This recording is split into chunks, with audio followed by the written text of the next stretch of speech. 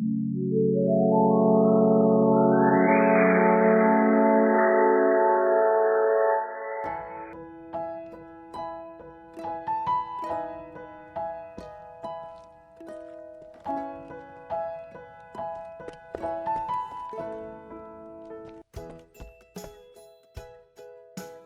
যে সবাই বেশ একসাথে বসে আছো, আমি কিন্তু খুব খুশি। পরিবারের সকলে একসঙ্গে মিলে সময় কাটালে আসলেই খুব সুন্দর লাগে। আজকের দিনটা কেমন কাটবে সেটা শুরু এখান থেকেই। ঠিক বলেছ, কিন্তু নাস্তার সাথে আমার দুধ চা কোথায়? নাও দাদু, এই তোমার চা। তুমি সত্যি আমার লক্ষ্মী মেয়ে।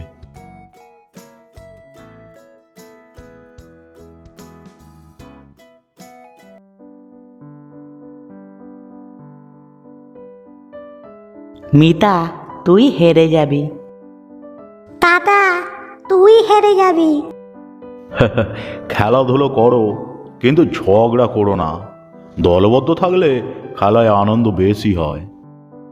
দাদু ঠিক বলেছো।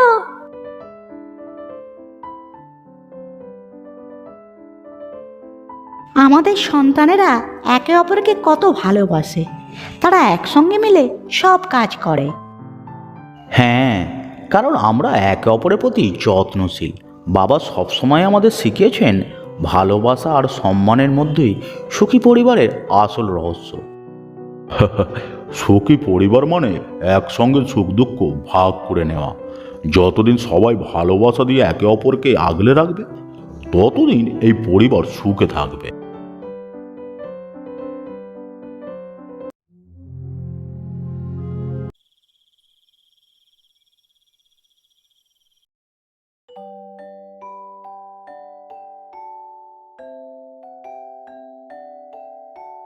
আজকের খাবার তোমাদের সকলের কেমন লাগছে? মা, আজ খাবার কিন্তু খুব দারুণ হয়েছে। মা, তোমার হাতের খাবার খেয়ে আমি আরো শক্তিশালী হয়ে যাচ্ছি কিন্তু। এটাই আমাদের পরিবারের মজা। একসঙ্গে খাওয়া, গল্প করা আর হাসাহাসি, এগুলোই আমাদের সুখী রাখে।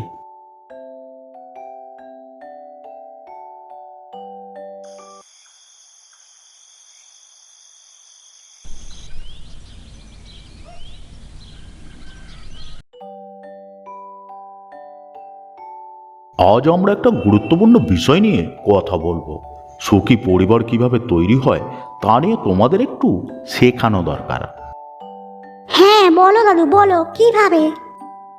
প্রথমত, পরিবারের সবাইকে একে অপরের প্রতি যত্নশীল হতে হয়। কেউ ভুল করলে তাকে ক্ষমা করে সঠিক পথ দেখাতে হয়। তারপরে আর কি দাদু?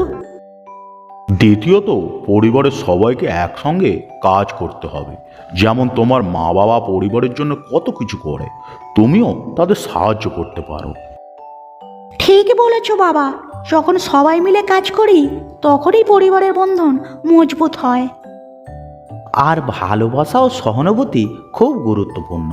পরিবারের কেউ যদি কখনো সমস্যায় পড়ে, তাহলে তাকে সাহস দিতে হয়।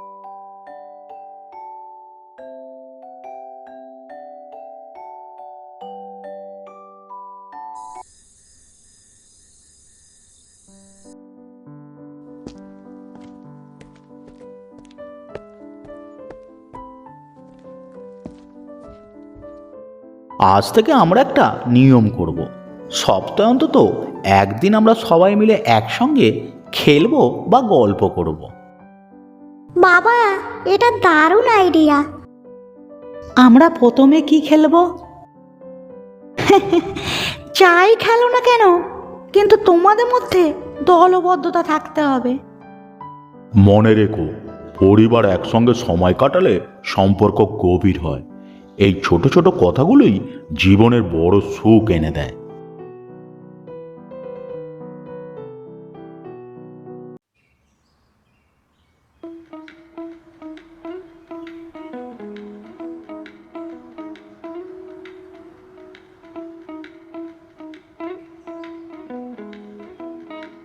বাবা, আমাদের পরিবারে আমি খুব সুখী।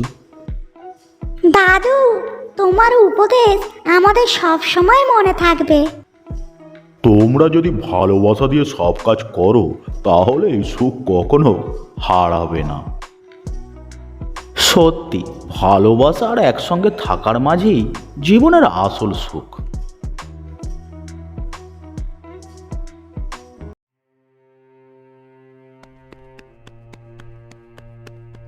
বাবা বাবা, আমাদের গরুটা খুব অসুস্থ, সে কিছু খাচ্ছে না। ও তাই নাকি? আচ্ছা, তুমি চিন্তা করো না, আমি এখনই পশু চিকিৎসককে ডেকে আনবো। রাকিব, ভয় পেও না, ডাক্তার দেখিয়ে ওষুধ খাওয়ালে গরু সুস্থ হয়ে যাবে। একসঙ্গে কাজ করলে আমরা এই সমস্যাও সমাধান করতে পারবো। ও মা, আমি কি কিছু করতে পারি? তোমাকে কিছু করতে হবে না মা, তুমি শুধু গরুর কাছে গিয়ে তাকে শান্ত রাখার চেষ্টা করো। আমরা এদিকে অন্য প্রস্তুতি নিচ্ছি।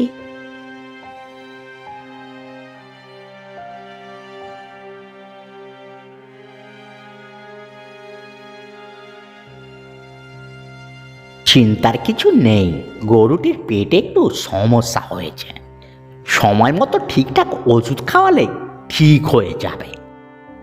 ধন্যবাদ ডাক্তারবাবু, আমরা সময় মতো ওষুধ খাওয়াবো এবং গরুরও যত্ন নেব। তাহলে এখন আমি আসছি, আপনি পরে গিয়ে আমার চেম্বার থেকে ওষুধপত্র নিয়ে আসবেন। হ্যাঁ আসুন, আমি একটু পরে আপনার কাছ থেকে গিয়ে ওষুধ নিয়ে আসবো।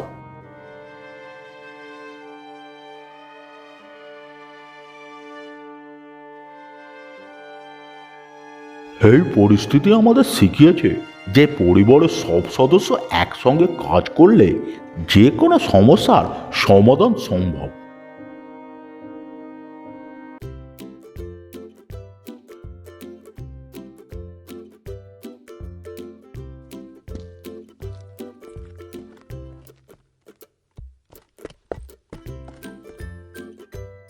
দাদু, আমাদের গরু আবার সুস্থ হয়ে উঠেছে। এ তো খুব ভালো খবর দিদি ভাই, আমি তো বলেছিলাম ওষুধ খাওয়ালে সুস্থ হয়ে উঠবে, তুমি দেখলে তো। মা, তোমার যত্ন আর স্নেহের কারণেই গরুটা এত তাড়াতাড়ি সুস্থ হয়ে উঠেছে। এটা শুধু আমার নয়, আমাদের সবার সম্মিলিত চেষ্টার ফল বাবা। জীবনে এমন অনেক সমস্যা আসবে, কিন্তু কখনো ভয় পাবে না। যদি পরিবারে সবাই মিলে কাজ করো তাহলে সব সমস্যার সমাধান করা সম্ভব।